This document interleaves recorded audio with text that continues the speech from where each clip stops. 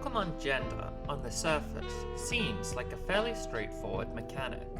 Pokémon are either male, female, or gender unknown, a category that covers Pokémon which don't fit into the gender binary, as well as Pokémon that may, just cannot be confirmed as doing so due to scarcity of data. And the applications of gender are again simple, being that certain moves and abilities have different efficacy based on the gender of those in battle. Additionally, to produce Pokémon eggs, a player must have a pair of compatible Pokémon, consisting of one male and one female Pokémon, except for when Ditto's involved.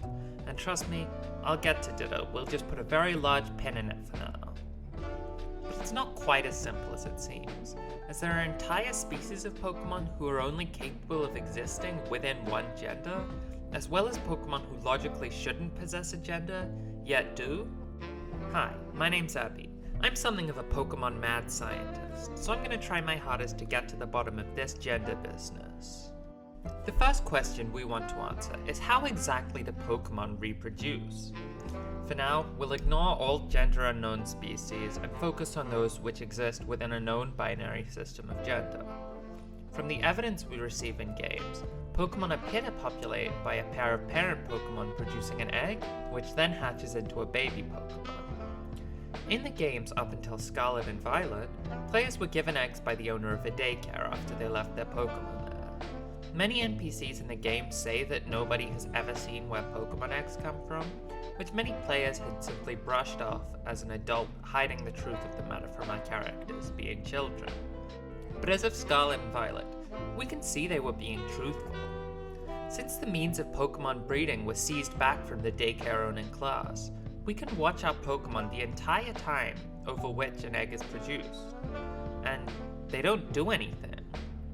At some point, the egg just appears inside the basket, so clearly it is produced completely unrelated to the actions of the so-called parent Pokémon, but it is still influenced by them, as traits can be passed down in the form of species, egg moves, and IVs in nature if one of the parent Pokémon is holding the right item.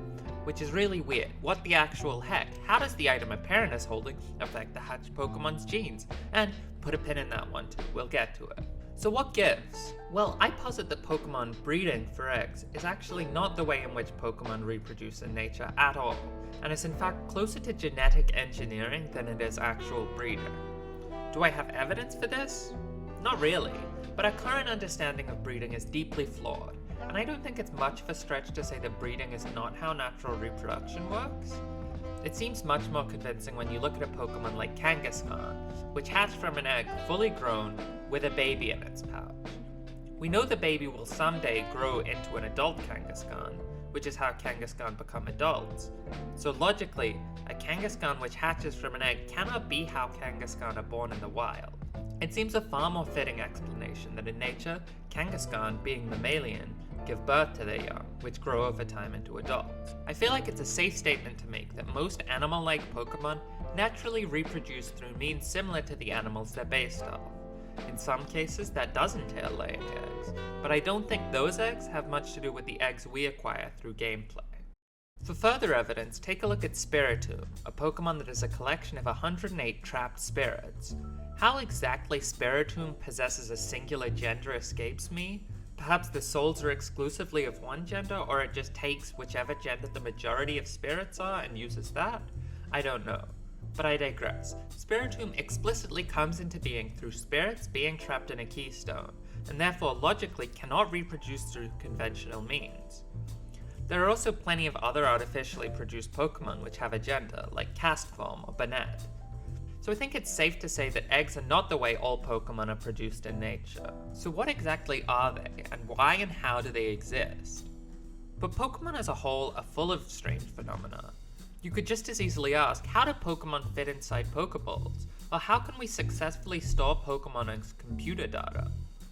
I think there's a simple answer to all of these questions, and that's that God did it. Literally, we have in canon an omnipotent, benevolent God who is seemingly totally on board with Pokemon trainers and the idea of raising Pokemon. And I think it's fair to say that all of these developments are something that they have at the very least facilitated.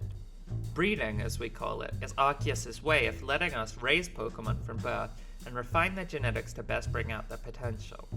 It also explains the otherwise baffling effect held items have in breeding, being able to alter the genetic traits of hatched Pokemon. Now, I know this is a really hard sell, and you don't have to believe it, it is just a theory.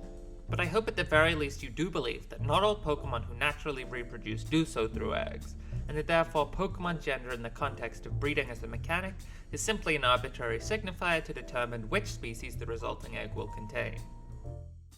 So we've just been on a bit of a bumpy ride through the world of Pokemon breeding, and arrived no closer to figuring out exactly how Pokemon gender works than before we got on.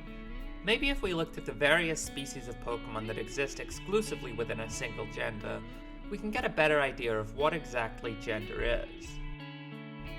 There are plenty of Pokemon which can only have a single gender, and in a lot of cases they're defined by gender stereotypes, with a lot of the male-only species being tough or cool-looking, and a lot of female-only species being cute or beautiful-looking. But there are a few gender-locked species that have a direct counterpart of another gender, such as Illumise and Volbeat.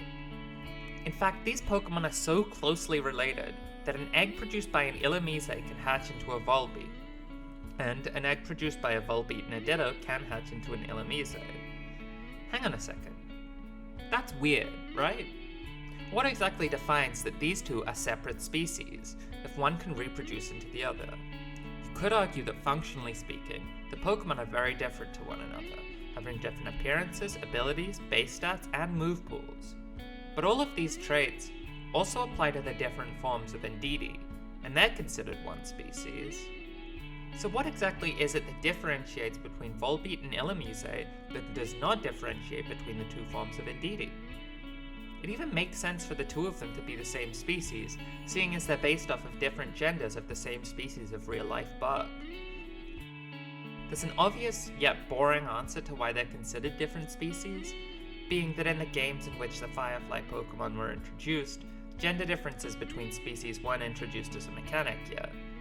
And I think it's fairly likely that if they were introduced in the modern day, they would have been one single species, with significant gender differences.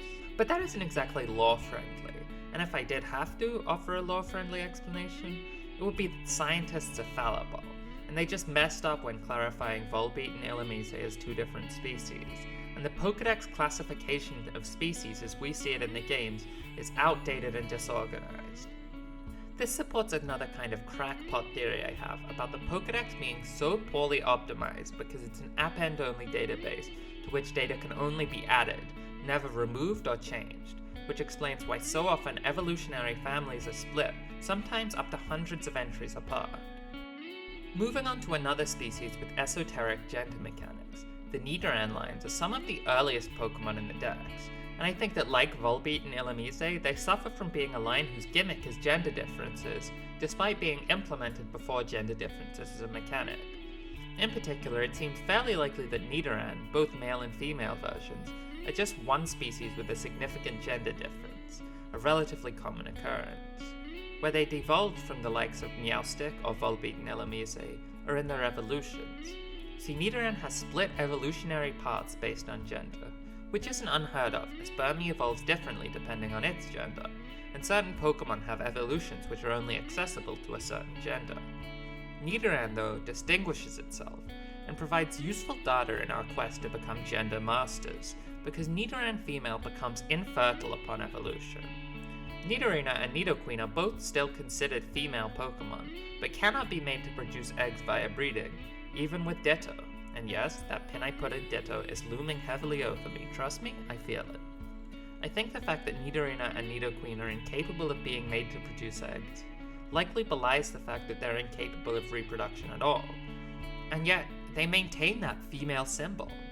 Barring the prospect of vestigial gender, which opens up an entirely new can of worms, gender can't be directly tied to reproductive potential, even outside of breeding. This is also evidenced by the few legendary Pokemon we see which have gender, still not being capable of reproduction as far as we're aware, yet possessing gender all the same.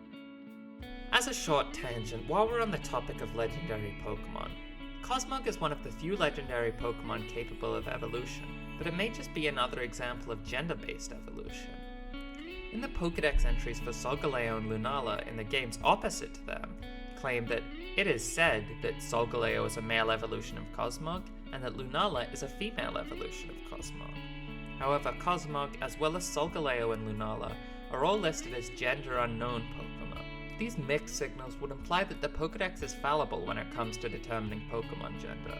But then again, the tendency towards inaccuracy of Pokédex entries is well documented, as you could expect of an encyclopedia partially populated by the musings of 10-year-olds. In fact, no, I'll go further. The Pokédex is definitely fallible when it comes to the gender of Solgaleo and Lunala. There's a scene in Pokemon Sun and Moon where you take whichever legendary you have to another dimension, and it meets up with the opposite legendary. Then the game pans up, and when it pans back down, a Cosmog has appeared. Clearly what we've just witnessed is reproduction, at least of some kind, but I won't hold this against the scientists of the Pokemon world, as the only witness is an 11-year-old who likely didn't comprehend the scientific implications of what they just witnessed. So, Solgaleo and Lunala are clearly not gender unknown, but in fact male and female, or something we can understand as male and female. As another short aside here, let's talk about Transmarill, because I know if I don't mention it, the comments are going to be full of people saying, "I'm surprised you made a video about Pokemon gender and didn't talk about the Transmarill." So now I'm talking about it. You can't say that, and you have to comment, "I'm so glad you talked about the Transmarill, Abby. You're so poggers." But anyway, Azurill is a Pokemon that has a 75% chance of being female and a 25% chance of being male, and it evolves into Marill, a Pokemon with a 50-50 gender split. Starting from the games that Azurill was introduced, being Ruby and Sapphire, up until X and Y came out, there was a 1/3 chance that Azurill would change gender from female to male upon evolution. When X and Y came out, they patched this, making it so that Azurill could no longer change gender upon evolution, but maintain the difference in gender ratios. It's pretty cool that for a few generations there was a species of Pokemon changing gender, but the fact it got patched out makes it seem like this was not intentional and shouldn't be viewed as canon. It's still great though. I love this little transgender beast. Now that that's dealt with, let's address the phenomenon of gender unknown Pokemon.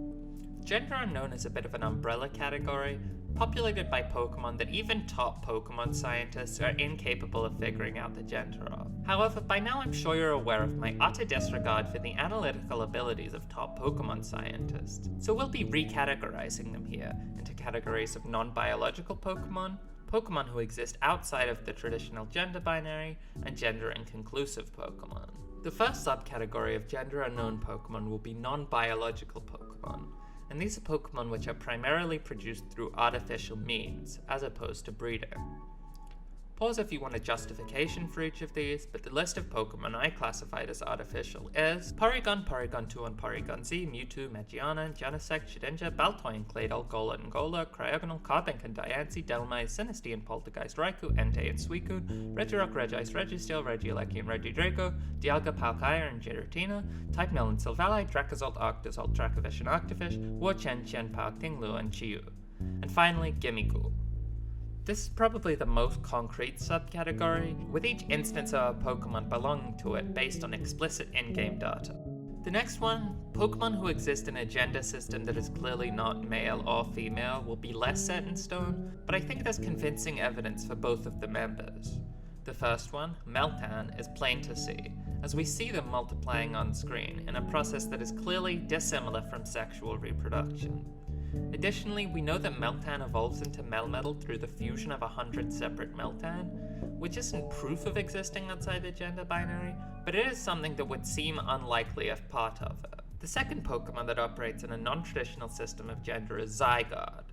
Now, Zygarde has several forms of starkly different power levels, each made up of differing numbers of Zygarde cells and Zygarde cores.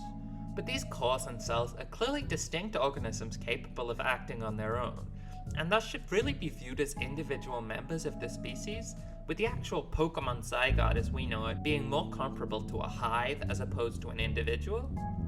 While the core cell binary could potentially be viewed in a way that lines up with the binary of male and female, that's speculation as we aren't aware of how exactly the Zygarde pieces are produced. The final subcategory is for Pokemon which are gender inconclusive. Believe it or not, nobody in the Pokemon universe appears to have thoroughly investigated the methods through which these Pokemon reproduce. For some, we can assume the means through which they reproduce, but we cannot conclude the method of their reproduction. So they truly deserve the title gender unknown. Again, pause for details. They are Magnemite, Magneton, and Magnezone, Voltorb and Electrode, Staryu and Starmie, Lunatone and Solrock, Bronzor and Bronzong, Rotom, Klinklang and Klinklang, Phalanx, Tandemaus and Maushold, Mew, Kyogre, Groudon, Rayquaza, Jirachi, Uxie, Merspirit and Azelf, Regigigas, Darkrai, Victini, Cobalion, Terrakion and Ferocion, Reshiram, Zekrom, Kyurem, Keldeo, Meloetta, Xerneas, Yveltal, Hoopa, Volcanion, Marshadow, Zeraora, Zacian, Zamazenta, Spectria, Glastria, and Calyrex, Beldum, Metang and Metagross, Manaphy and Fion, Minion, Deoxys and Eternatus, Unknown, all the Ultra Beasts and Necrozma, all Paradox Pokemon including Koraidon and Miraidon, Tapu's Koko, Lele, Finny and Bulu, Celebi, Shaman and Zarude, Articuno, Zapdos and Moltres, Lugia, and Ho-Oh, and Arceus. Then, of course, Ditto, which I suppose it's time to get to. How the fuck does Ditto work? Ignoring, of course, that we have no idea how they're produced, or reproduced, if they indeed do so. How is it capable of acting as a breeding partner with every single Pokemon that contains viable genetic material? First off, let's establish that Ditto can turn into any other Pokemon at will. What exactly this entails is up for debate, but I think it's a safe bet to say that it becomes a perfect genetic clone of the Pokemon it copies. And I did say that breeding is closer to genetic engineering than a Pokemon's natural way of breeding, so it seems more than likely that breeding a Ditto is just making a genetic clone of the Pokemon of your choice. Huh. It seemed like it was going to be way more complex than it ended up being. Oh well. I fear you may be feeling a tad upset with me right now, and for good reason. You're well within your rights to consider yourself ripped off. You came for a clear-cut explanation on how Pokemon gender works, and I've led you on what amounts to a narrative wild goose chase, and I feel for you. But here's the thing, I figured out how gender works in Pokemon way back at the start of the video, and I gave you all the clues you needed to figure it out too. In fact, I distinctly remember telling you that most animal-like Pokemon naturally reproduce through means similar to the animals they're based off. And I'm fairly certain I said, Pokedex classification of species as we see it in the games is outdated and disorganized. It doesn't take much work to tie those statements together, and to prove it, I'll do that now. Pokemon gender, like the system of sexes we use for real-life animals, can for the most part be understood through a binary lens, but such a lens would be an oversimplification of the shades of grey which exist in reality, or I guess in fiction, since Pokemon aren't real. The point I'm struggling here to make is that while Pokemon gender can be easily understood as a male-female binary with exceptions, if a rule has over 100 known exceptions, it's not much of a rule at all. Hey, it's me, the Abby who only exists in the brief end slate period of the video. I stop existing when the video ends, and that's terrifying. I just wanted to say that I'm so blown away by the feedback to my big video, and thank you all so much. I feel like I've been saying this for about a month straight, but I worked so hard on it, and I'm so glad to see so many people enjoying it. I have a lot of clarifications and additions I want to make, but I'll save that for my next big video, which will hopefully be a follow-up. I hope you enjoyed this one, and please subscribe if it's what you want to do. That's all from me. Oblivion awaits. Bye-bye!